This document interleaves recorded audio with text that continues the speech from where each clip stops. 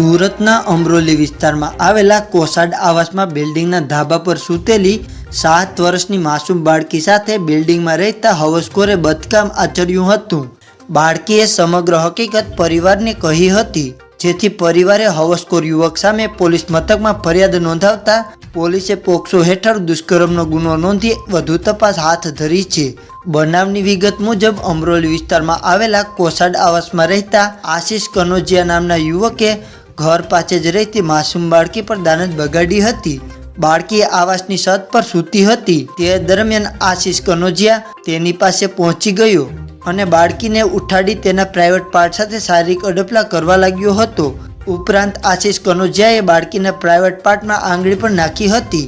આ સાથે આશિષ પોતાના કપડાં ઉતારી માસૂમ બાળકી સાથે બીભત્સ હરકત કરવા લાગ્યો હતો, જેથી આખરે બાળકી ડરી ગઈ હતી અને ત્યાંથી નીચે આવી ગઈ હતી।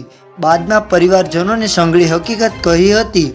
આથી પરિવારજનોએ અમરોલી પોલીસ મથકમાં ફરિયાદ નોંધાવી હતી। પોલીસે આશિષ કનોજિયા સામે પોક્સો હેઠળ બળાત્કારનો ગુનો દાખલ કરી કાયદેસરની કાર્યવાહી હાથ ધરી છે। તો મિત્રો, આવા જ બીજા સમાચાર જોવા માટે અમારા વિડીયોને લાઇક કરી અને ચેનલને સબસ્ક્રાઇબ કરી દેજો।